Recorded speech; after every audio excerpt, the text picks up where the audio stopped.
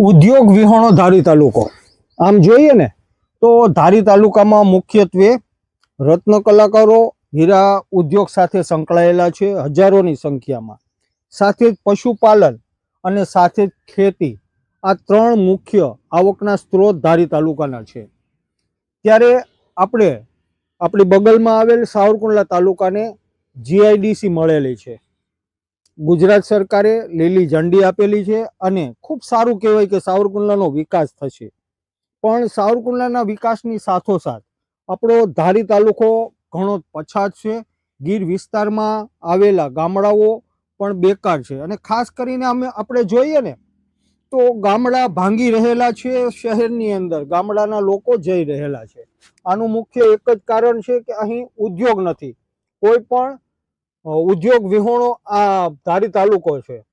ખાસ કરીને રત્ન કલાકારોને જોઈએ તો રત્ન કલાકારો પણ ધારી છોડીને સુરત, અમદાવાદ, નવસારી, મુંબઈ જેવા શહેરોની અંદર જેઓ વર્ષોથી ચાલ્યા ગયેલા છે અને ત્યાં તેઓએ કાયમીનું રહેઠાણ કરી નાખેલું છે। અત્યારે ગામડા જોઈએ તો ખાલી ખમ છે, ખેતી છે, પરંતુ દીકરાઓ અત્યારે સુરત, અમદાવાદ અને મુંબઈની અંદર હોય, અત્યારે માતા પિતા ખાલી ગામડાઓની અંદર છે, એટલે કે ગામડા પડી ભાંગેલા છે। હવે જ્યારે ધારી શહેરને જીઆઈડીસી મળશે તો ફરીથી ધારી શહેરની તાલુકાની અંદર વિકાસના કાર્યો થશે। આ અંગે આપણે ગઈકાલે યોગ્ય માંગણી કરી ત્યારે આપણા માનની અમરેલી જિલ્લા ભાજપ પ્રમુખ અતુલભાઈ કાનાણીએ પણ જીઆઈડીસી અંગે એક સરસ મજાની રજૂઆત આપણી રાજ્ય સરકારને કરેલી છે અને અતુલભાઈએ પણ આ મુદ્દે ઝંપલાવેલું છે।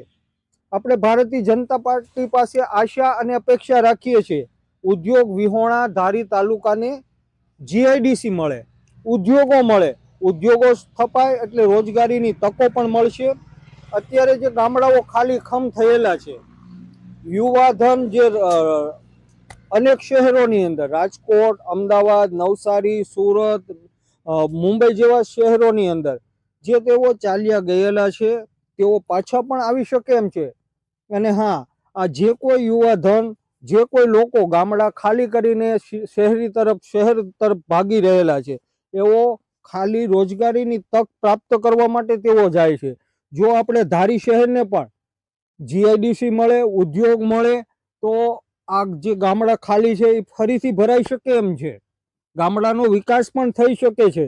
ત્યારે આપણા અમરેલી જિલ્લા ભાજપના પ્રમુખ અતુલભાઈ કાનાણીએ સરસ મજાની રજૂઆત જે ગુજરાત સરકારને કરેલી છે એ આવકાર્ય પણ છે અને 2027ની ચૂંટણીમાં કે તે પહેલા આપણી રાજ્ય સરકાર આપણા માનની ધારાસભ્ય આ અંગેની જાહેરાત કરે એની રાહ જોઈ રહેલા છીએ। હા, સ્થાનિક સ્વરાજ્યની ચૂંટણી પહેલા આપણને રેલવે મળે અને 2027ની ચૂંટણી પહેલા આપણને જીઆઈડીસી મળે તો ધારી તાલુકાનો વિકાસ જરૂરથી થશે।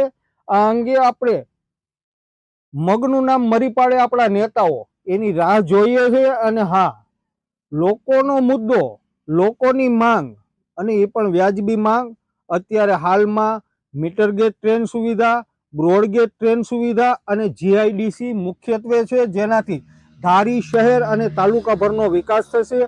આ વિડીયોના માધ્યમથી આપણે સરકારને પણ યોગ્ય રજૂઆત કરીએ છીએ અને આ વિડીયો આપણા માનની ધારાસભ્યને પણ મોકલી રહેલા છે અને તેઓ અંગત રસ લઈને ધારી તાલુકાની વહારે આવે તેવી આશા અને અપેક્ષાઓ આપણે પણ રાખી રહેલા છીએ અને આ મુહિમમાં આપ સહુના સાથ અને સહકારની પણ ખાસ કરીને જરૂરત છે।